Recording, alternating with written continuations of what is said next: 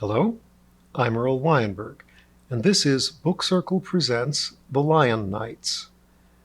We've been following our two Lion Knights, Gus and Doug, and their companions as they make their way back home to Earth, courtesy of the Navy of Grand Normandy. They are very glad to be home because they have spent several years enslaved, magically bound into a troop of fairies. And it isn't really over yet. Yetzirah Thoth. This time there was no city. There was barely a geography. You could stand on Lookout Point and see the Wavemont, a standing mountain of water, before you. Behind you would be the extensive and rambling buildings of the Yetzirah Thoth base, worked into sandstone hills sculpted like cumulus clouds. To your left and right there was only sky, below as well as above. Suns of various sizes, or the sun at various distances, swam through the depths or floated overhead on loose schedules. 2 days before, as measured by clock, not sky, the Bethos had come sailing over the Wavemont, waited for the favor of the irregular tides of Yetzirah, then entered a lock. Presently she would sail back over the Wavemont at a different angle, through the ever-gentler mists and fogs, and come by a winding course to Brequelle. "It's not complete chaos," Charlie Horse had assured them. "That's just an abstraction. I don't think it can exist, and we'd die long before we reached it. This is chaotic," he admitted, "but not too bad. These hills are stable enough, been here for millennia. There are 5 different sets of ruins tucked in among the base buildings. You don't have to worry about Lookout Point." So, moved for a desire for privacy, the 15 remaining Lungmao gathered on Lookout Point to settle their plans. They came straggling up to the point approximately at the appointed hour, exclaimed over the view for a bit, then sat in a circle as they had often done around campfires when on the road. Then they had roasted game on sticks, or cooked up stews of whatever local meat and vegetables looked palatable. They had never accidentally poisoned themselves, and Doug now suspected this would have been a clue to their fairy immortality if only they could have recognized it. And where had the stew pot gone? They had had 3 different stew pots over the last 2 years, and the last one had apparently been left behind in Huspahan. This time there was no fire and no stew. Instead, Gus and Doug had gone shopping at the commissary and piled the results in the center of the circle: candy bars, jerky sticks, bags of potato chips, crisps in Grand Norman British slanted English, packs of cookies, biscuits, cans of soda, cans of beer, cupcakes and meat pies, junk food, home food, in the very wrappers they had last seen years and worlds ago, and had eaten with human hands and teeth. "Dig in, guys," said Gus, and they did, though laughing and reminiscing in a way such stuff hardly ever earned. "So is this a farewell party?" asked Aaron. "You said you wanted to compare notes," said Neil. "Both," Doug answered.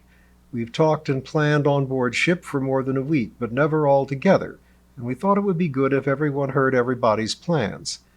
And yeah, I think this may be the last chance for all of us to meet together." "At least for a long, long time," amended Gus. Doug nodded. If they all met again, it would probably be ages hence. And what would they all be by then? Neil sat up straight and gave them a serious look. "So what are your plans, captains?" "To retire," said Doug, standing suddenly and gazing out at the Wavemont. "I guess we're done captaining. You don't need anyone to organize the survival effort any longer. We've survived." "We're going back to Chicago," Gus said, staring at Neil and Aaron, who were not going to Chicago. Thus endeth the Windy City squad. "The Grand Normans will fit us out with glamours and pay the airfare. Rahul and Dan are going home, too." Doug abruptly sat down again. "Then, I guess, we'll try to work out how to be human again." He stared down at his tail, once more laid across his knees. The Grand Normans will try to find leads on teachers." "We kind of assumed that's what everybody would be doing," said Gus, stretching out and propping himself on an elbow. "But we were wrong. Let's hear it. Neil, Aaron, Brett, what about you?" "Well, we told you to," Neil answered, "but maybe not everybody knows. Aaron, Brett, and me, we're joining the Navy. This Navy, the Grand Norman one." "They'll take you?" asked Philippe. "Does that mean you're becoming Grand Normans?" asked Rahul. "Yes and yes," answered Neil. "You were in the U.S. Navy," Gus remarked, "before, and you swore an oath to uphold the U.S. Constitution." He did not speak this as an accusation, but his tone invited a reply. Neil nodded. "We're not giving up our old citizenships. All Grand Normans have cover IDs anyway, and the U.S. government will never know. And I don't think Grand Normandy is planning any moves against America." "Same with us," said Virat. "Only we're joining the infantry. That's me, Marco, Ralph, and Arthur." "It'll be a lot like military contracting," said Marco. "They mostly use their infantry to run support for other branches and to staff bases like this one. They don't have wars like we did, like unsundered countries." "Yeah, when they tangle with other cryptics, it's more like gang wars," said Ralph. "And for that, they have a branch they call the Vanguard. That might be fun too someday, but we'll need to be able to change back for that. Navy and infantry are mostly off-plane." Doug nodded. He had heard all this before, but wanted all of them to know. He wished the 5 at Netsock Isis could know. Well, there were the males. This, he reflected, lined up perfectly with Fletcher's talk about 20 elven knights being a great find to treasure as potential allies. How much better than having 7 of them sign up with your military?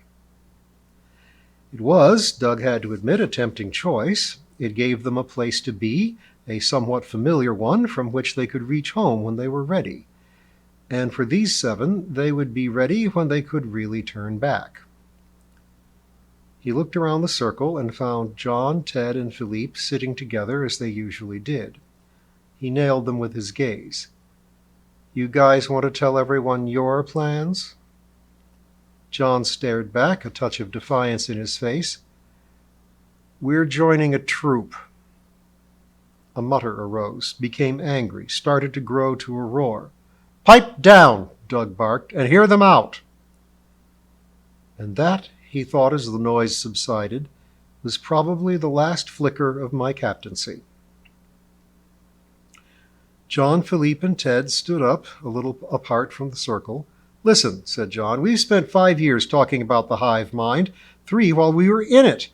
And yeah, it was creepy and invasive." "Rapey," someone growled. "But we spent 2 years chewing it over on the road, and we all admitted there were things about it we liked. The energy, the flow, always being in the zone." "Or zoned out," said a detractor. "And the teamwork. Teamwork is too weak a word. We moved as one. And the trust. Look, we argue and fight like we're doing now, but even 2 years later, I know all you guys better than I ever knew anyone. No lies. We can't lie to each other now, knowing each other so well. I miss the certainty, the insight that's based on. We miss that." With a synchrony that Doug still found eerie, even though they'd been doing stuff like that for 2 years now, Ted and Philippe each put a hand on Ron's shoulder. 3 friends, really tight friends. That's what they'd been before and during and after, getting tighter at each step. Gus muttered something too low even for Lungmao ears, but Doug knew he'd said, "Gotta wonder if they really left the troop all the way." A silence fell. Rob broke it by calling, "It was the chain around our necks." "It was a bond," John replied. "What if you could have that bond without the tyrannical war lady at the other end? What if you could have just the good parts, eh?" Suspicious muttering answered. "'Cause we've been asking around, asking Randerel and the other Fays on the ship. They say Fays pop in and out of troops all the time, some of them anyway, and there are different kinds. Troops can be looser or tighter, have a boss or not. And a couple of the centaurs, Buckjack and that paint, they say they know a guy on Brequelle, a Fey Lord just starting out, an up-and-comer, who might want to take us on under good terms. We'll see. If not, well, maybe we'll sign up with the infantry.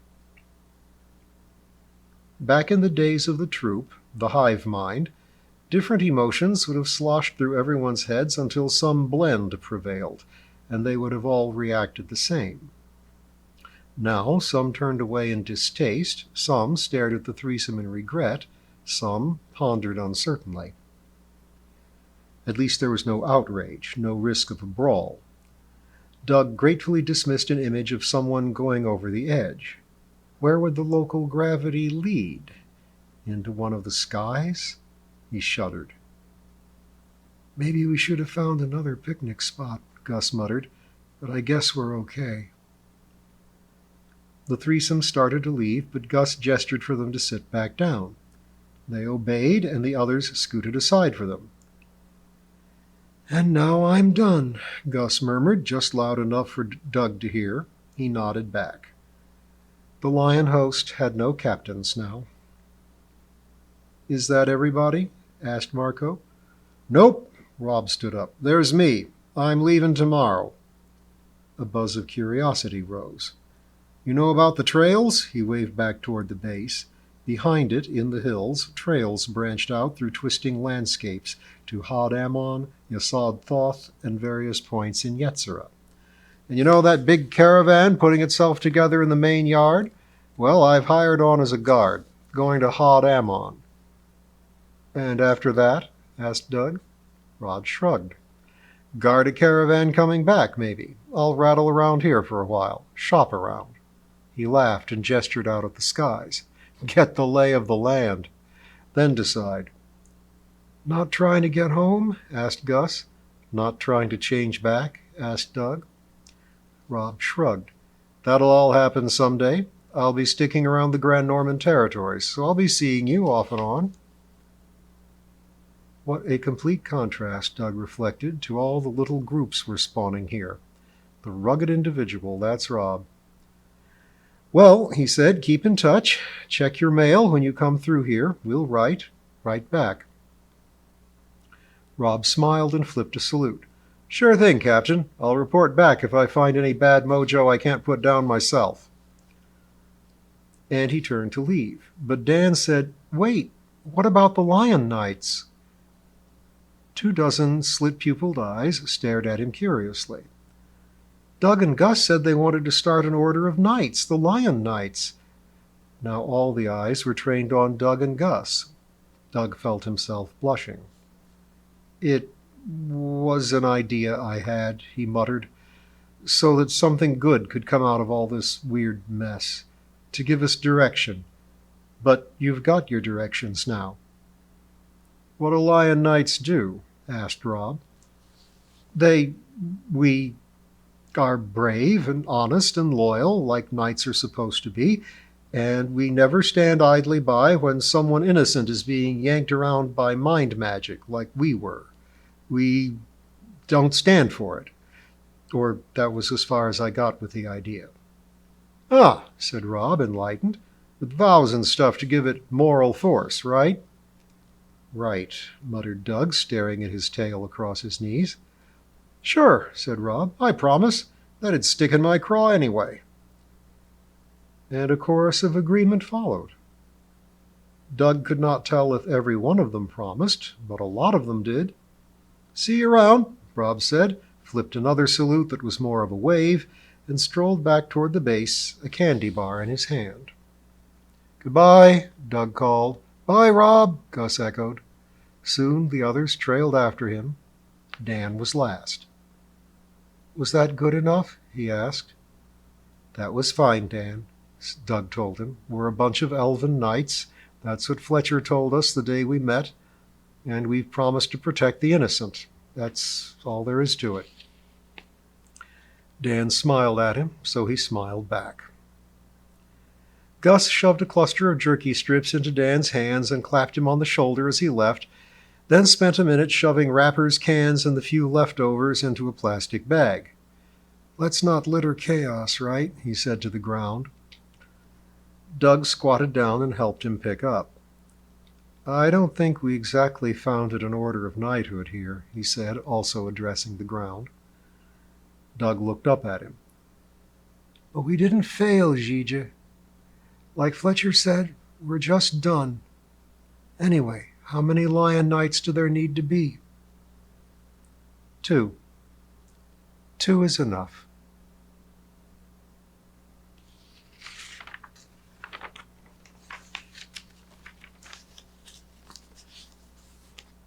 Brequelle.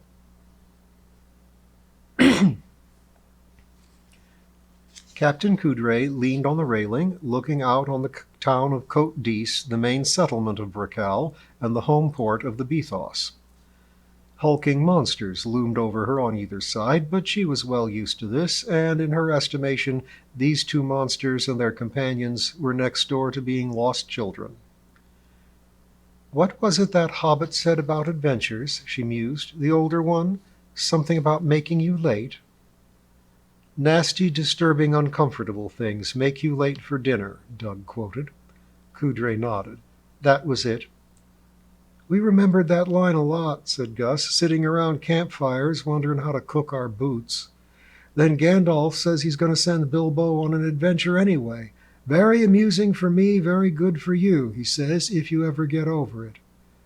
Which he did not really. That kind of put me off Gandalf for a while. "What excellent memories you have," Coudray said.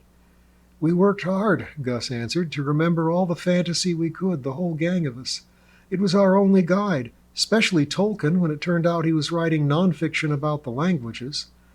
And when we were in the troop with our brains synced up, it worked real well."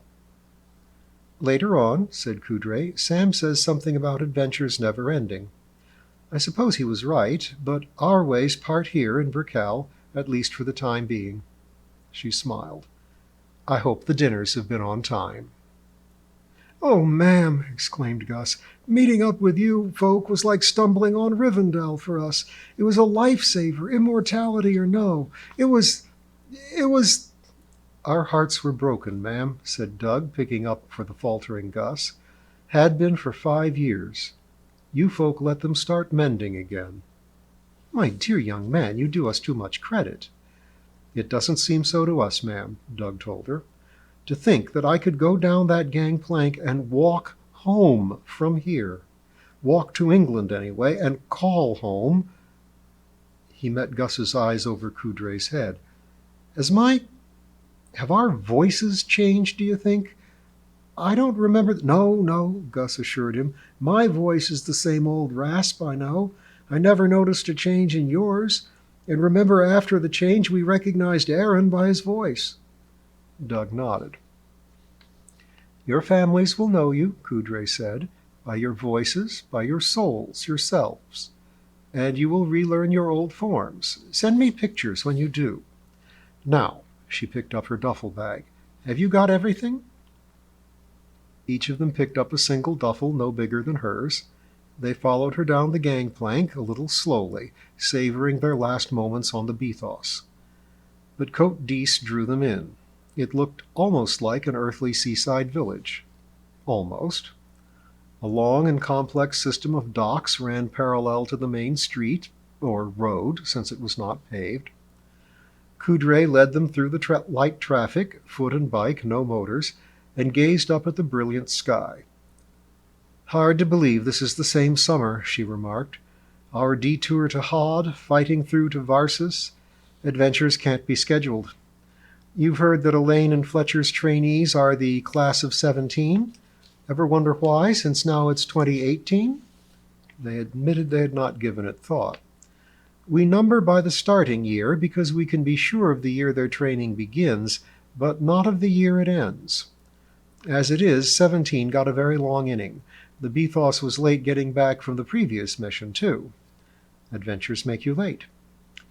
Here we are."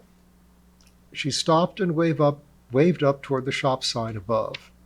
There was no printing, only a bright orange-yellow lobster buoy topped by the carving of a cheerful rat in a sailor hat. The buoy had several bite marks in it. "The Cheese Buoy Pub," Coudray announced. Gus, I hear you hope to listen to Chief Randerell reminisce over drinks. This would be the place for it." She led them in. It was big and barn-like, wooden, with a high raftered ceiling. Conversation chattered. Soccer played silently on a flat-screen TV behind the bar. A middle-aged woman improvised jazz on a piano near the door. So far, so earthly. But the staff and clientele were not. The high rafters gave headroom to the centaurs. Gus and Doug spotted many of their equine shipmates. Up in the rafters, gulls and rats and frogs chatted and sipped from shot glasses. Some wore little sailor hats. "Wonder if one of the rats is the owner," Gus murmured to Doug. But most of the folk looked human. One, a tall, gray-haired man, sprang up from his table and closed the distance to Coudray in 4 strides. They embraced. "Are you quite done with falling out of the sky and antagonizing strange city-states and hunting stray mages?" he demanded after the kiss. "For the moment," Coudray answered, grinning as Doug and Gus had never seen her do. The man, Mr. Coudray, spared a glance for the lion men. Return and we return," he hazarded. By now they knew the expected answer was, "Keep faith and so do we," but "Thank you, sir, but we're not Channel Face," said Gus, and took a mischievous pleasure in the man's confusion when he heard the American accent. Well, it's a long story." "And you'll hear it in due course," Coudray promised. "Doug, Gus, the folk you want to meet are over there. See Carlin?" She pointed further into the depths of the cheese buoy, where the paint centaur made a clear landmark. They thanked her, saluted, and made their way over. Carlin's table was made more conspicuous by the 3 Lungmao sitting with him. They sat conventionally on chairs. Carlin sat on the floor, 4 legs up, to protect the glossy brush job of his white and ruddy coat. He was also dressed to the nines, in his crimson dress jacket and royal blue hat, a bespoke item with an Australian curl. Beard and mustaches were elegantly pointed. His class nickname was Style, which had surprised Gus and Doug not at all. Normally, Carlin, dressed up or even dressed down, was smiling and jaunty, but now he looked quite serious. He was talking to the 5 other people at the table, the 3 Lungmao, his classmate John Buckjack Weldon, fully reclined and so less visible, and a young woman. The Lungmao were John, Philippe, and Ted, the threesome seeking to rejoin a troupe. The woman was dressed like a flapper of the 1920s, in a sheath-like dress of silvery material, her blonde hair in a bob under a silver circlet. She alone held a cup of tea, while all the males had mugs of beer. "Ah, good," said Carlin, seeing Doug and Gus. "We've got everyone now. Mademoiselle Petra, let me introduce Captain Doug Cheung and Captain Gus Weisskopf." Gus and Doug traded glances, but said nothing about their supposed ranks. "So these are les Capitaines Dévoués," Petra said, offering her hand. "I am honored." "Thank you, ma'am," said Gus, taking her hand. "You're very kind." Doug followed suit. Her hand was light and devoid of heat, and as their eyes adapted to the dimmer interior of the pub, they saw Petra was faintly luminous.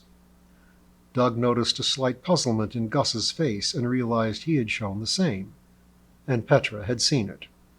She smiled. "Like you, I am a mortal-born fay. Unlike you, I died in 1978. I was 73. "So you're a ghost, ma'am?" asked Gus. She shrugged. "I was, briefly. Now I am a fay, and became so by being in a troupe. The maker of the troupe was in fact the fay we shall meet today, the Fanatur." "Shape master," Doug translated. Petra nodded. "Oui, and since my experiences resemble those of you and your men in so many particulars, Monsieur Carlin here thought it useful for us to meet and discuss. I have just been learning of your trials. Formidable. There is irony here, for I sought out what was inflicted on you. But I still may be able to help." "She has helped," Carlin asserted. "She's the one who arranged the meeting with the Fanatur. Again." "Again?" asked Doug. "Last time we were here, early in the summer, she arranged a meeting with the Fanatur so Buckjack and I could get a shore leaf belt for a friend of ours. One of those belts that give merfolk the seeming of legs. Then she helped save our horsey little asses. You see, no way we could pay for a shore-leave belt, so I made a bet. The Thanator raced me out of the woods, and if I lost, he got me. It was night, pitch black. She showed me the way out. Pas du tout. I merely walked out with Monsieur Weldon. But she smiled impishly as she spoke. And I merely followed him, returned Carlin, his foxy smile back. Anyway, as you see, the Thanator is in a collecting mood. If you want to be collected, he said to the threesome, he'll be happy to oblige. Knowing this, Monsieur Carlin inquired here, and so sent word to me, Petra said. She raised her teacup, but inhaled deeply rather than sipping. In return, I have contacted the Thanator, who is happy to see you. All of you. Her gaze swept the table, taking in both centaurs and all 5 catmen. She took another deep sniff, but then, abruptly, put the cup down suddenly, as if it were suddenly heavy. Let me warm that up for you, said Carlin.